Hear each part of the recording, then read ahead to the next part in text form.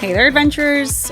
Welcome to Let's Just Go podcast. I'm Kayla, and this week I'm talking about my recent trip to Dublin.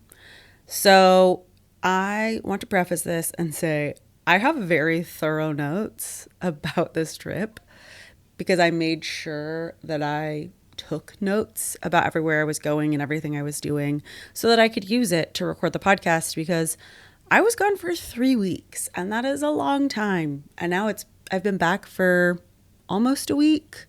So I'm trying to get back into the swing of things.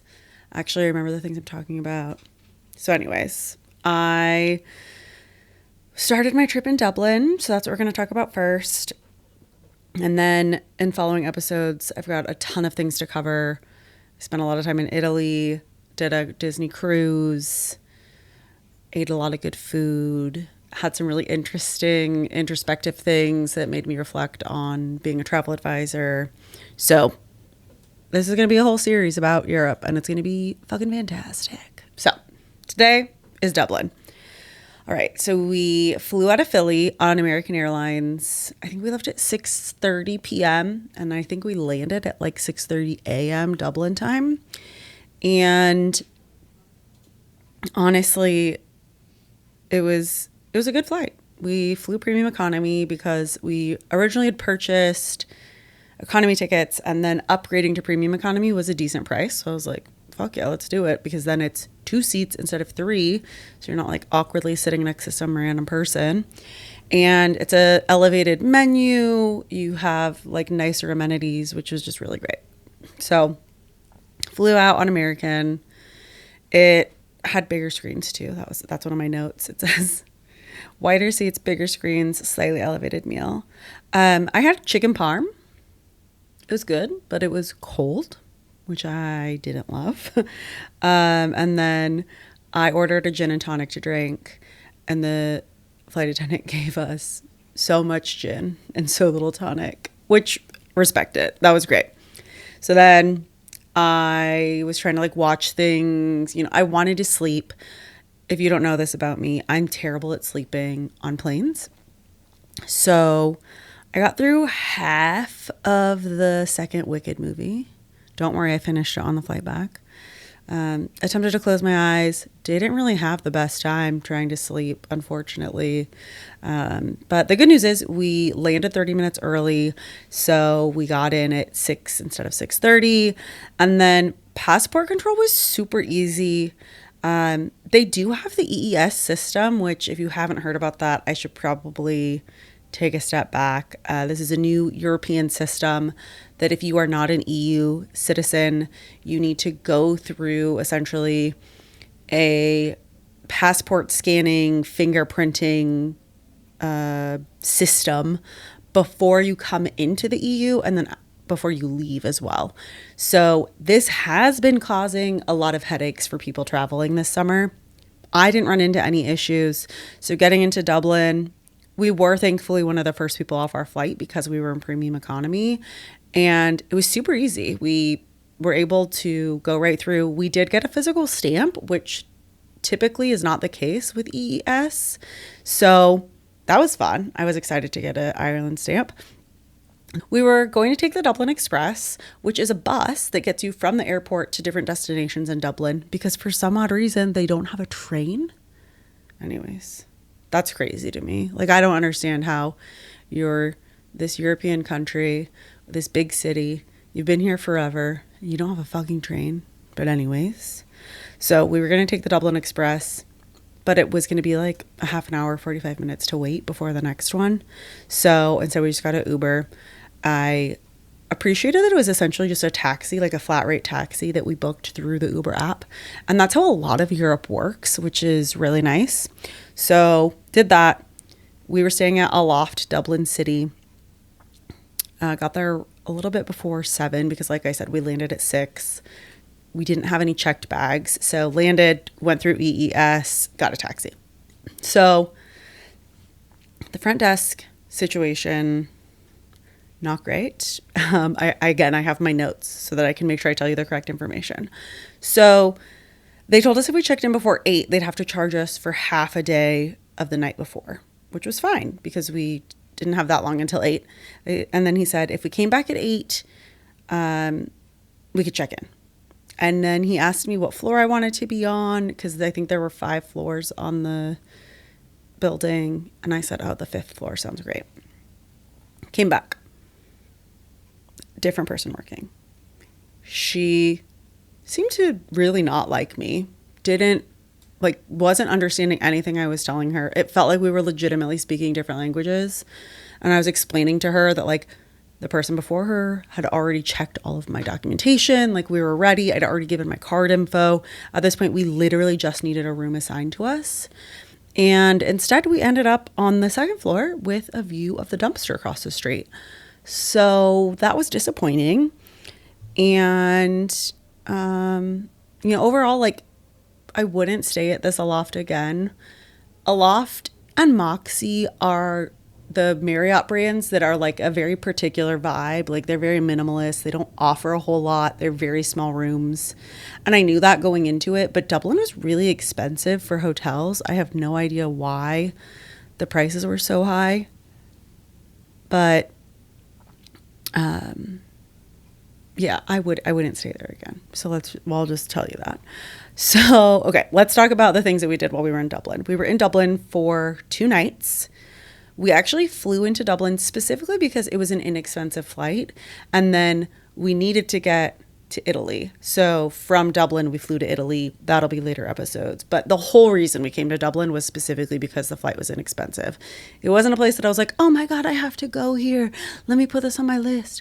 No, it was, this is a thing.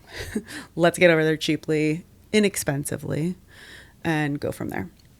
So we took a nap once we got into our room. Because again, we got into the room at 8 o'clock. Brian and I both did not get any sleep. So we set an alarm, I believe, and then slept through that alarm. That sounds right. So we got up at noon. Oh yeah, I wrote right here, slept till noon, alarm went off, ignored it, actually got up at 1:30, no regrets. So we got up at 1:30. We knew that we needed to be at the Guinness Storehouse by a certain time. So we needed to get there. But before that, we stopped and got some coffee and some pastries at a place called, I'm going to probably pronounce this wrong, Fumbally. It's Fumbally. And we both had a flat white. It was drizzly outside and like, it wasn't cold, but it wasn't warm. So we just sat at a little corner seat that was facing the window. So we just got to like watch people walk by. It was a whole vibe. And the place is really cool because it also actually had like a little grocery store kind of built into it. But it was like fresh milk and fresh eggs and all of that kind of like, there were different kinds of breads that you could buy. So I thought that was really cool. I would definitely go back there. So after that, we made our way over to the Guinness Storehouse, which I will say Dublin is a relatively easy to walk city. So I appreciated that. The Storehouse was something that I knew Brian really wanted to do, and I thought it would be a really cool experience. And if you've ever been to Sazerac House in New Orleans, I think I've talked about it previously on a different episode about going to New Orleans. It felt very similar. It was sort of a museum almost of all things Guinness. You do pay for it, which Sazerac House in New Orleans is free of charge. So you pay for it. The price includes a pint of Guinness at the end, which is great. It's very overwhelming. You come in with a giant group and then they just sort of let you go, but you follow a very defined path through the storehouse. So I liked it. I thought it was really cool. I learned a lot about Guinness and Dublin and how the beer is made, which was really neat. But there were instances of me wanting to tell somebody to go fuck themselves very regularly. So once you're done, you're literally like working your way, like twisting up this building. So there's like escalators to get you from floor to floor. You get to the top floor and it is floor to ceiling windows all the way around. So you get this amazing panoramic view of Dublin. You also get your pint of Guinness, which you can get a 0 proof Guinness. You can get regular Guinness. And then I think they also have soft drinks. I don't know. But I got my Guinness. I'm going to be honest with you. I don't like Guinness. It's not a beer that I would ever be like, let's get Guinness, but Brian does. So I was able to get us a seat at the window. It was absolute chaos, and you just had to sort of be like stalking people to get up because it was very, very full. So I got us a window seat. We sat down, enjoyed our drinks, enjoyed the view. I'm going to be so honest with you. That beer, because I hadn't slept and I hadn't had a lot of food, I was like, wow, I'm tipsy. From there, we had a tasting flight at the Guinness Experimental Brewery, which is like basically behind the storehouse. And that was really cool because we each got a flight of different beers, and then we did a sampler of their food.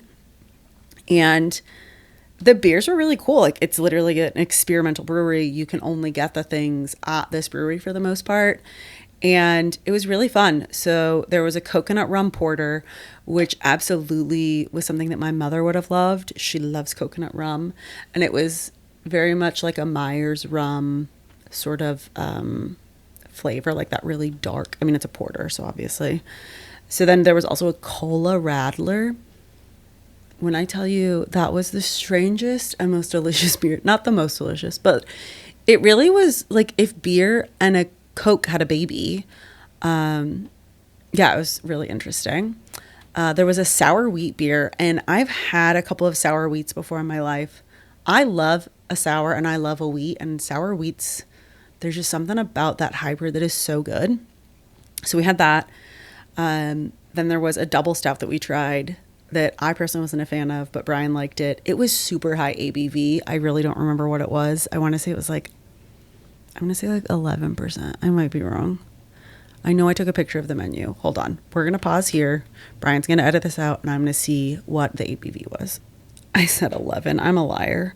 The ABV was 7.2, but it was a specific collab that they did with another brewery, I believe. Now I'm just like looking. And it was, it was not my thing, but Brian enjoyed it. The sour was a pink wheat sour with hibiscus, blood orange, and pomegranate. That was good. I'm just looking now at the tap list. The thing that was really interesting to me, I mentioned it to our server. I said, what is an oyster stout? Because that was one of the things. It wasn't on the tap menu, but it was like a little placard on the table. And he was like, I can bring you some if you want. And I was like, that would be great. So we got a little taster of it. And it's just like, it literally has oysters in it. Like, I didn't know this was something. I was really scared to try it because I don't like oysters. We'll get into that more in a different episode as well, because oysters were, I'm not going to say a theme of this trip, that they came up more than once. It was good for being like I'm not a porter, or I'm not a stout person. I'm not a dark beer person in general. So I don't really like stouts, but it wasn't bad. It didn't taste super like salty or seafoody, which was good. Would I drink an entire pint of it? No. But would I drink an entire pint of any stout? Not willingly. So then when we had walked over to the experimental brewery, we saw that across the street was a place called Roe Co, ROE. And one of my best friends, his last name is Roe. And I like took a picture and sent it to him. And he was like, oh my gosh, I wonder what that is. And I'm like, oh my gosh, it's actually a distillery. So remember, at this point, we've had no sleep, a coffee, a focaccia each, I believe. And then a Guinness. We each had a flight. And then we did have food there. But at this point, like, these drinks are hitting us. So we went over to Roe Co. It was really good. I had a frozen Irish coffee. It was fantastic. Brian had a whiskey flight. He really liked it. That was great. We had a good time. The service was wonderful. The people of Dublin, oh my gosh, they were great. So we got a couple of souvenirs. We got souvenirs there. We got souvenirs at the Guinness store. And then we came back to the room, and there was actually a bottle of Prosecco and macarons waiting for us, which I thought was really sweet. But Brian's tree nut allergy meant no macarons for him. So I ate one. We finished the bottle of Prosecco, and then we watched Criminal Minds and fell asleep by 11 p.m. So the nice thing was we were able to catch up on sleep. The next day we slept until 11:30, but we needed it. And then we went and got coffee at a place right around the corner from our hotel.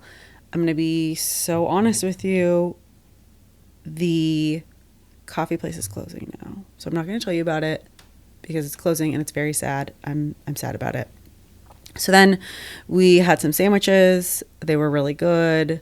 We went down to Temple Bar. Not a fan of Temple Bar. I'm going to, again, compare to New Orleans. It's like Bourbon Street. There's lots of people drinking. It's very expensive. It's just bar after bar, people spilling out into the streets. Not great. We did go to the Disney store. I got some souvenirs there. We went into a bookstore, a record store, and then I got a really beautiful wool sweater at a store that I had seen online. I also got some really cute sheep keychains made out of wool. And then I had them shipped home because they said if you spend at least 100 euros, it was free shipping. So I was like, cool. And then they were like, just so you know, you're going to be paying 30 or 40% in tariffs when it gets there. And I was like, okay, that's fine. Like, I don't want to carry it around for the next 3 weeks in Europe. Because again, this is the very beginning of our trip and we're going to warm destinations. I don't need a wool sweater.